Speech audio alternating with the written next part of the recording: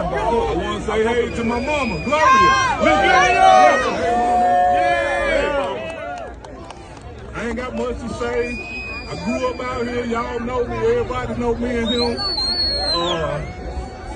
I wish Gangsta Boo was here to see this. And I wish Dolph was here to see this.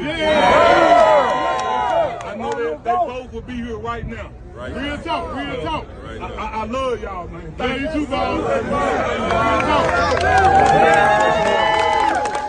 Hey, what up, what up? It's your boy Derek in the city, and you know what it is, man. We back with another video, and I'm sure you guys just seen that dope speech by your boy 8Ball. You know, him and MJG was recognized in the city of Memphis this past weekend with a prestigious honor. You know, they renamed the intersection of Park Avenue and Airways to a new name. You know, now it's called 8Ball Boulevard and MJG Avenue. And thanks to Patrick C. Photo for sending me that footage, man. I wish I could have been there. You know, these cats been putting it down for over 30 years in hip hop, and you know, I seen it all from the very beginning. You know, because although I stay in the Chicago area, I'm originally from down south, and like I said, man, I seen it all from the very beginning. You know, I've been knowing these cats a long time, and you know how it all started was I was trying to do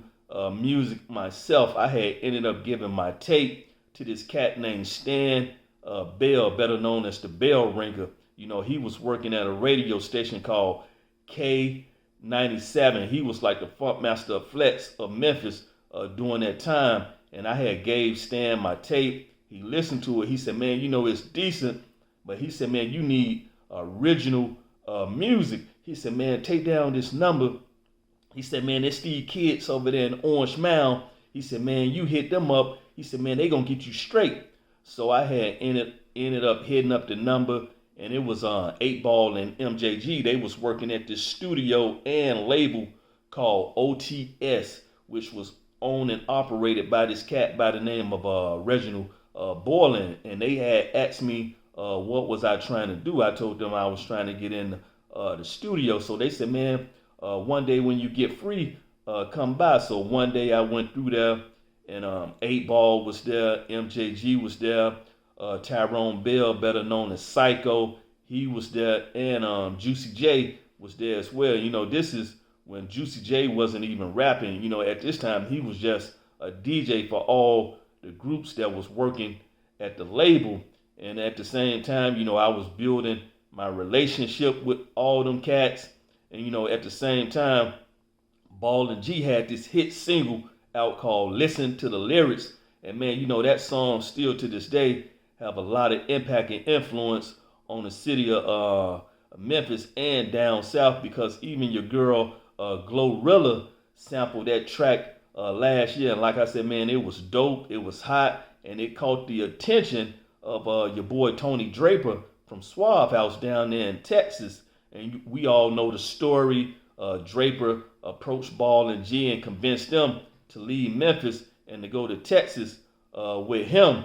And you know, the next year, the following year, they would drop their debut album, Coming Out Hard, and we all know the rest is history, because this album is one of the dopest albums that ever came out of down south, and man, it's one of the dopest albums in hip-hop history. You know, it got songs like Pimps, Coming Out Hard, Mr. Big, and you know, it was produced and written by 8Ball and MJG. You know, it got that real raw Memphis sound, you know what I'm saying? And, you know, the following year they dropped their second album, On the Outside Looking In. And, you know, on this album, it had more of a polished sound. You know, that's because it was produced by this cat named T-Mix, I believe. But the groundbreaking song on that album would be the last song on the album. And we all know that's Lay It Down, Lay It Down. You know, that's the song that got them the recognition that they have to this day. And, you know, that song, I think, was produced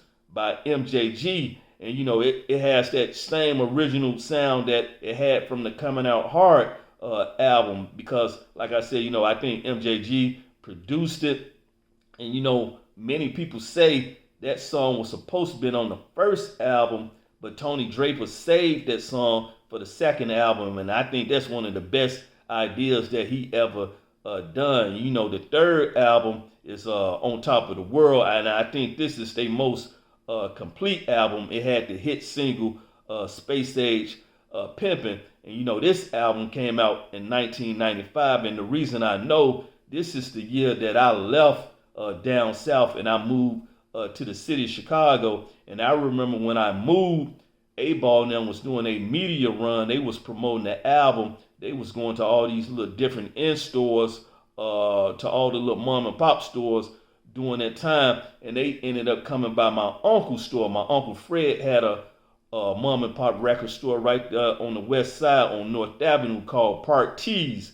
And they ended up coming through there showing love, signing autographs and taking pictures and stuff with the kids. And I also remember them going over there to George Music Room over there with George Daniels.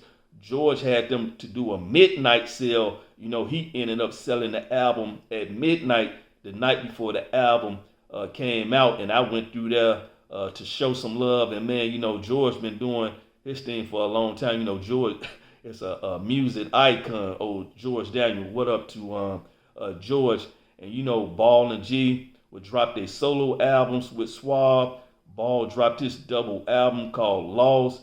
MJG dropped his solo album. But I think the last album they did with Suave House would be in the late 90s. And I think that album is called In Our Lifetime. And you know what's so crazy about that album?